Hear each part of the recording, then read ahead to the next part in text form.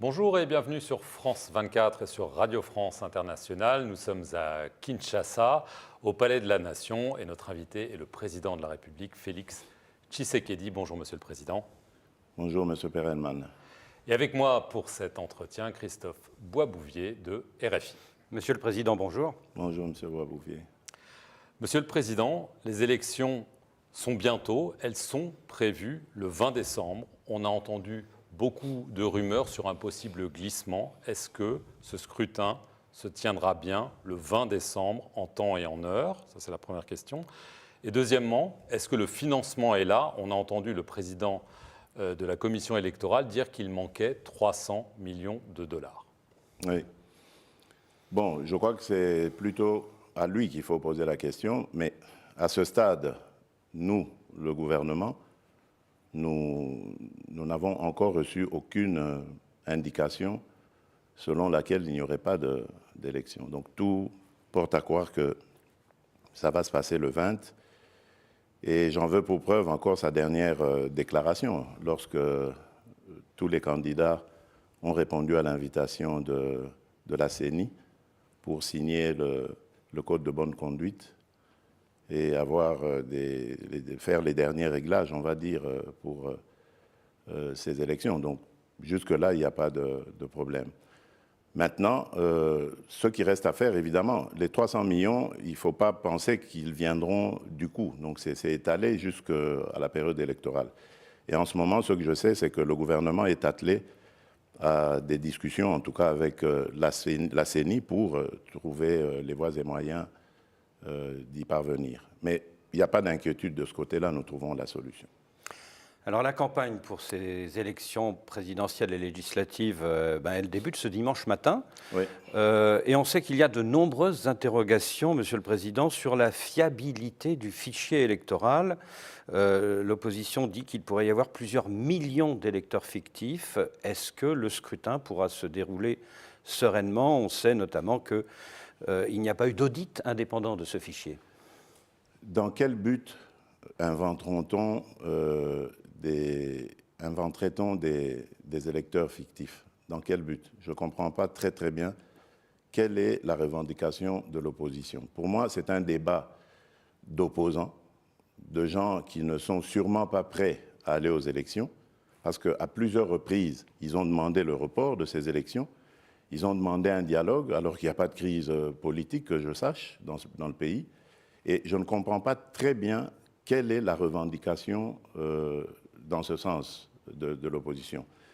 Et en plus, la CENI a organisé un audit du fichier avec des personnalités venues de tout bord, des personnalités crédibles dont la réputation n'est pas à remettre en cause.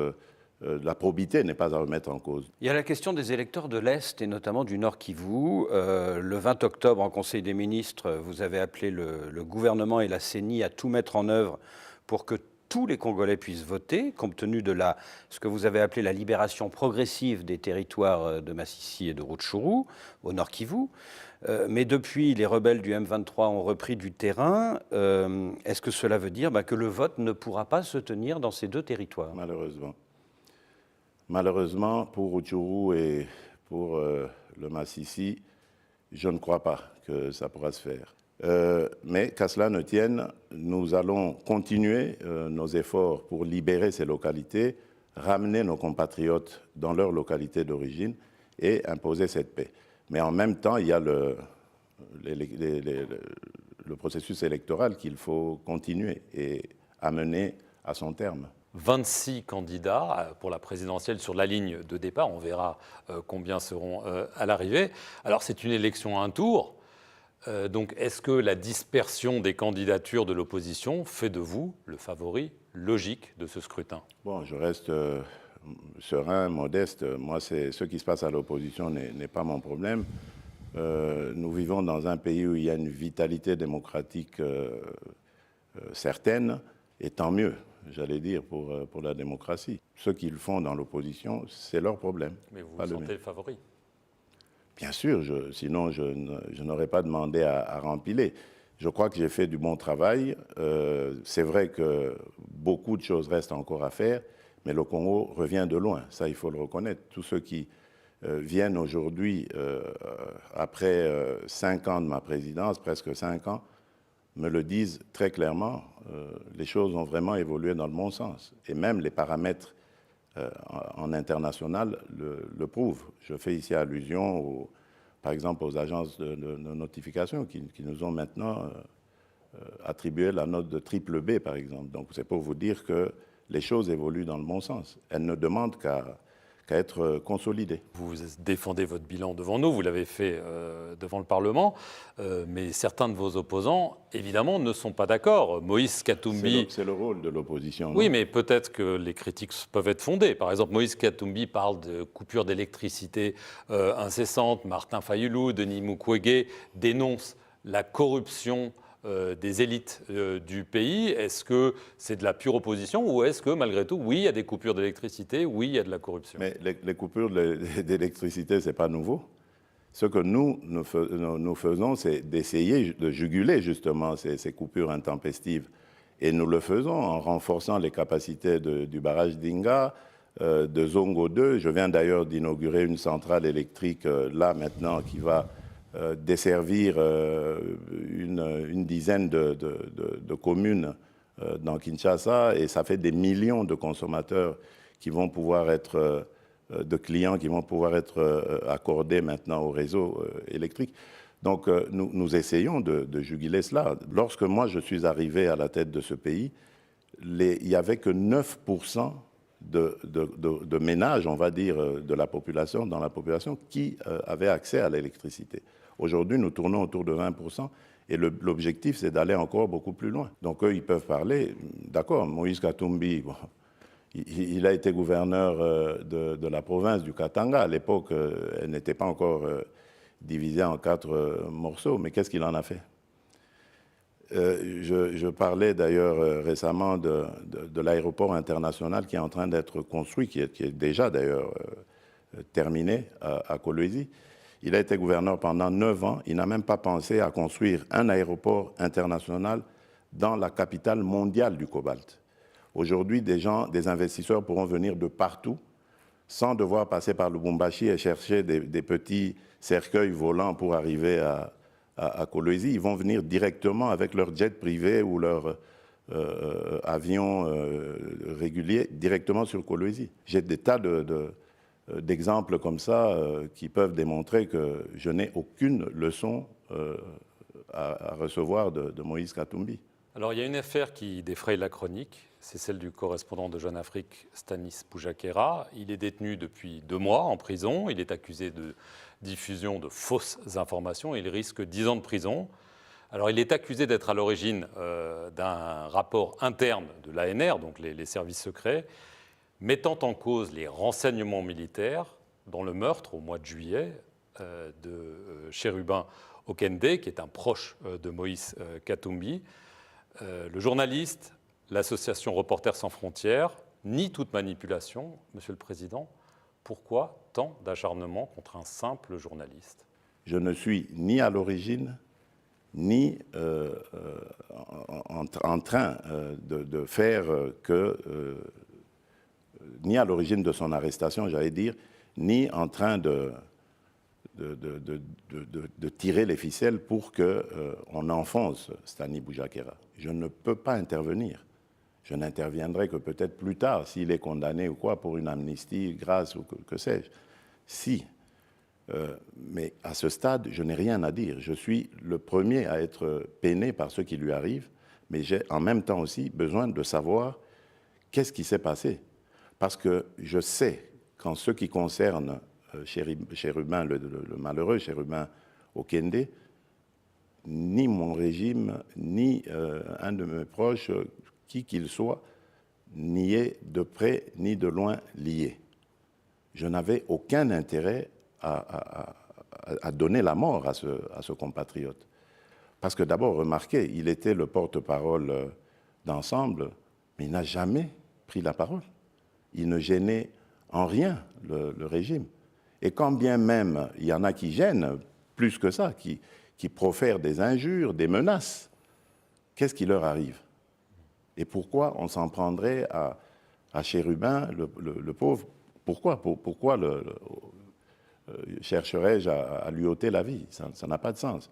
Donc, pour moi, c'était aussi une curiosité. Je voulais aussi savoir, mais qu'est-ce que c'est? Pourquoi est-ce qu'on a voulu faussement attribuer au service de renseignement la responsabilité de la mort de Chérubin? Donc ça veut dire... Ce journaliste est responsable. Ça veut dire... Non, le journaliste, on peut l'avoir manipulé en lui faisant croire que c'est une information de première main.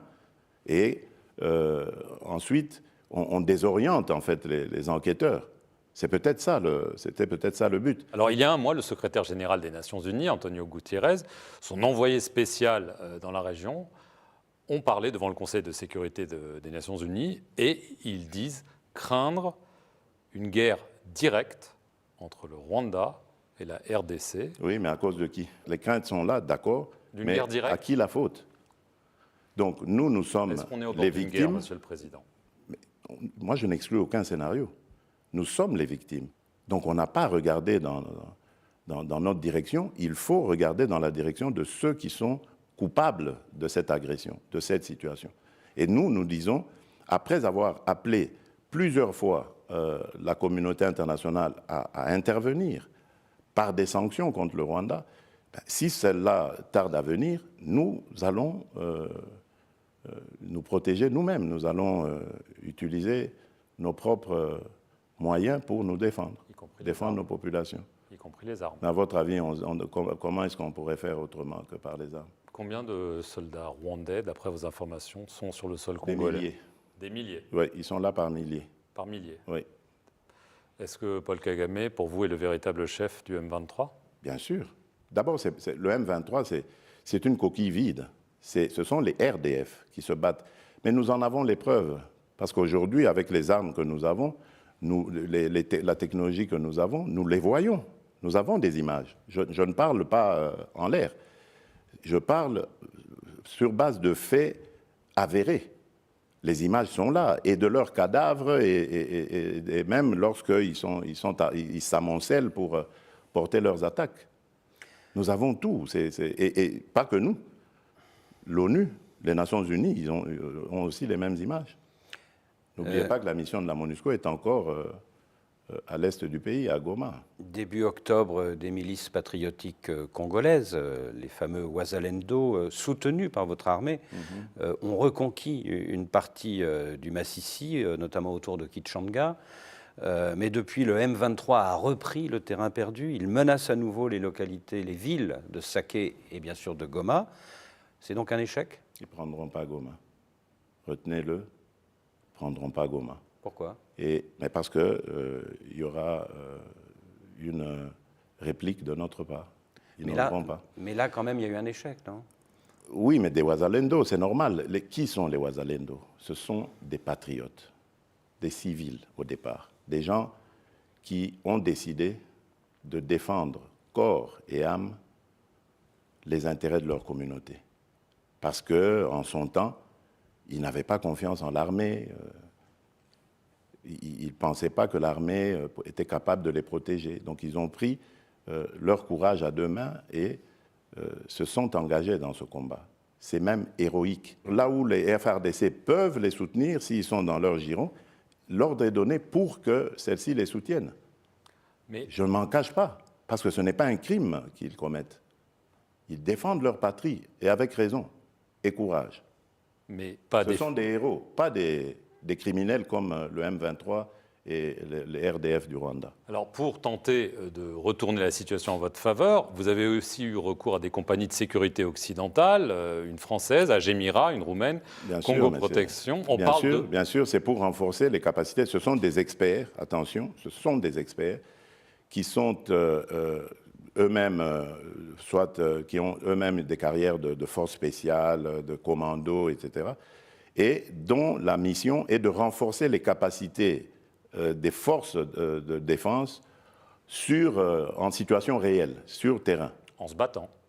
Ah, bien sûr, mais ils sont combien? Ils doivent être à nos côtés. Donc, ils sont combien, monsieur?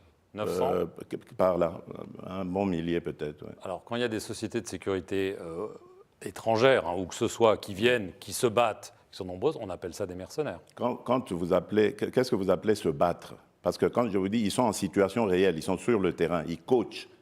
Est-ce qu'un coach de football, il joue avec son équipe? Et pourtant, il est sur le terrain, il voit ses joueurs jouer, il est là, les joueurs sont là en train de jouer, et lui, il coach. Ce sont des coachs, voilà. Pas des mercenaires. Mais non, ce ne sont pas des mercenaires. Ce ne aussi, sont pas des mercenaires. Vous avez aussi remis en état de marche une flotte d'avions et d'hélicoptères. Bien sûr, d'avions de chasse et d'hélicoptères armés, bien sûr. Vous attendez 3 drones chinois. Est-ce que vous comptez sur ces nouveaux moyens, ces renforts, pour, vous êtes bien renseigné, vous. Pour peut-être obtenir une victoire de prestige avant le rendez-vous électoral du 20 décembre? D'abord, nous ne les attendons pas. Ils sont déjà là, les drones. Ils sont là depuis quelque temps. Des drones d'attaque, hein? Bien sûr, mais qu'est-ce qu'il y a de mal là? Est-ce que vous comptez sur ces nouveaux moyens pour avoir une victoire militaire de prestige avant le 20 décembre? Je crois que je vous ai dit, non, je ne joue pas avec ça. Moi, je ne fais pas de politique politicienne, pas du tout. Moi, je défends les intérêts de mon pays et de mon peuple. Et je les défends avant, pendant ou après les élections. Je vous ai dit que pour Rutshuru, pour le Massissi, c'était mort pour les élections en ce moment. Je l'avale avec difficulté, mais je l'avale. Mais cela ne va pas nous pousser à baisser les bras. Donc l'urgence s'impose. Nos populations sont dans des conditions inacceptables. Il faut les ramener chez elles. Et donc, même pendant le processus électoral, les efforts pour les ramener vont continuer. Donc vous voyez que ce n'est pas lié du tout à un résultat quelconque qu'il faudrait avoir avant le 20 décembre. Monsieur le Président, merci de nous avoir reçus à Kinshasa. Et merci à vous de nous suivre sur nos 2 chaînes, France 24 et Radio France Internationale.